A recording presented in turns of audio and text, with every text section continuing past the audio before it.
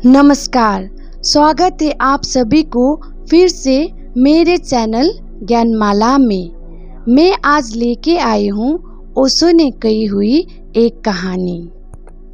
मिस्र में एक अद्भुत फकीर हुआ है झुन्नुन। एक युवक ने आकर उससे पूछा, मैं भी सत्संग का आकांक्षी हूँ, मुझे भी चरणों में जगह दो। झुन्नुन ने उसकी तरफ देखा। दिखाई पड़ी होगी वही बुद्ध की कलची वाली बात, जो दाल में रहकर भी उसका स्वाद नहीं ले पाती। उसने कहा, तू एक काम कर। सिक्के में से एक पत्थर निकाला और कहा, जा बाजार में, सब्जी मंडी में चला जा और दुकानदारों से पूछना कि इसके कितने दाम मिल सकते हैं। वहाँ भागा हुआ गया। उसने जाकर सब्जियां बेचने वाले लोगों से पूछा। कई ने तो कहा, हमें जरूरत नहीं है, दाम का क्या सवाल, दाम तो जरूरत से होता है, हटाओ अपने पत्थर को। पर किसी ने कहा कि ठीक है, सब्जी तोलने का काम आ जाएगा तो 2 पैसा ले लो, 4 पैसा ले लो। पत्थर रंगीन था, मन को भर रहा था। पर झुन्नुन ने कहा था, बेचना मत, सिर्फ दाम पूछकर आ जाना। ज्यादा से ज्यादा कितने दाम मिल सकते हैं, सब तरफ पूछकर आ गया। 4 पैसे से ज्यादा कोई देने को तैयार नहीं था। आकर उसने झुन्नुन से कहा कि 4 पैसे से कोई 1 पैसा ज्यादा देने को तैयार नहीं है। बहुत तो लेने को ही तैयार नहीं थे। कईयों ने तो डांट कर भगा दिया। सुबह बोने का वक्त है, आ गए पत्थर बेचने, चल भाग यहाँ से। हम ग्राहकों से बात कर रहे हैं, बीच में अपने पत्थर को उलझाए हुए हैं। अभी तो सांस लेने की भी फुर्सत नहीं है। शाम के वक्त आना, पर हमारे ये काम का ही नहीं है, मत आना। किसी ने उत्सुकता भी दिखाई तो इसलिए सब्जी तोलने के काम आ जाएगा, इसका बाट बना लेगा। एक आदमी तो ऐसा भी मिला कि काम को तो कोई नहीं है, पर दे जा, बच्चे खेल लेंगे। अब तुम ले आए हो तो चलो दे ही दो। और ये 4 पैसे बड़ी दया से 4 दे रहे थे, जैसे मुझ पर बड़ा एहसान कर रहे हो। कहो तो बेच आऊं? गुरु ने कहा, अब तू ऐसा कर, सोने चांदी वाले बाजार में जा और वहां जाकर पूछ आ, लेकिन बेचना नहीं है, सिर्फ दाम ही पूछकर आने हैं, चाहे कोई कितने भी दाम क्यों ना लगाए, क्योंकि यहाँ पत्थर मेरा नहीं है, यहाँ मेरे पास किसी की अमानत है, इसलिए मैं तुझे दे देता हूँ। केवल इसे अमानत ही समझना, और यहाँ भी अमानत पे अमानत। इसे बेचने का हक ना तो मेरा है ना तेरा, इस बात को गांठ बांध ले। वहाँ बाजार गया, वहाँ तो हैरान होकर लौटा। सोने चांदी के दुकानदार 1000 रुपये देने को तैयार है। भरोसा नहीं आ रहा, कहाँ 4 पैसे, कहाँ 1000 रुपये, कितना फर्क हो गया।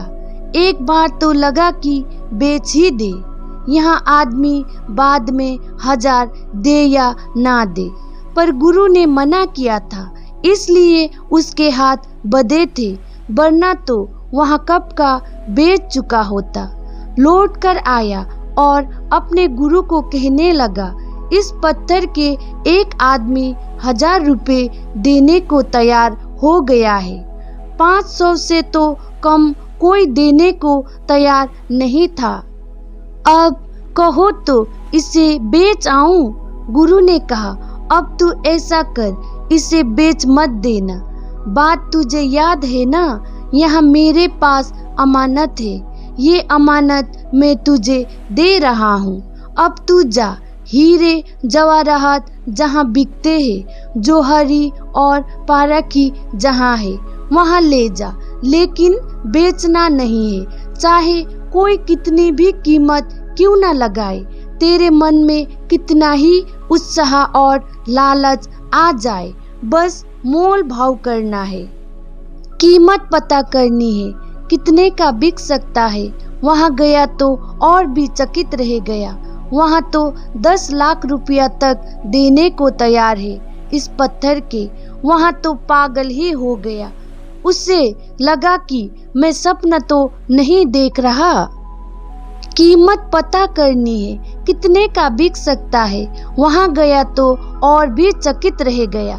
वहाँ तो 10 लाख रुपया तक देने का तैयार है इस पत्थर के। वहाँ तो पागल ही हो गया। उसे लगा कि मैं सपना तो नहीं देख रहा। कहाँ 2 पैसे, 4 पैसे और कहाँ 1000 और कहाँ लाखों। इस बार उससे नहीं रहा जा रहा था। मन कर रहा था इससे सुनहरी मौका फिर नहीं आएगा, इसे बेच ही दे। जल्दी जल्दी लौटकर अपने गुरु के पास आया और गुरु ने उसका चेहरा देखते ही कहा, पत्थर कहाँ है, पहले वो दे। और पत्थर दे दिया। फिर पूछा, सब ठीक है? समझ, जो पत्थर तुझे दिया था उसकी कीमत देखी। अब अपनी ओर देख, सत्य का तू आकांक्षी है। इतने से ही सत्य नहीं मिलता, पारखी भी है या नहीं। नहीं है तो हम सत्य देंगे और तू 2 पैसे दाम बताएगा। शायद 2 पैसे का भी नहीं समझेगा। पारखी होना जरूरी है, पहले पारखी होकर आ। सत्य तो है, हम देने को भी तैयार है, लेकिन सिर्फ इतना तेरे कह देने से कि तू आकांक्षी है काफी नहीं होता। क्योंकि मैं देखता हूँ अकड़ तेरी भारी है। पैर भी तूने झुककर छुए हैं, शरीर तो झुका, तू नहीं झुका। छू लिए है उपचारवश, छूने चाहिए इसलिए, और लोग भी छू रहे हैं इसलिए। झुकना ही तुझे नहीं आता तो जिन हीरो की यहाँ चर्चा है वहाँ तो झुकने से ही उनकी परख आती है। तो पहले झुकना सीख कर आ।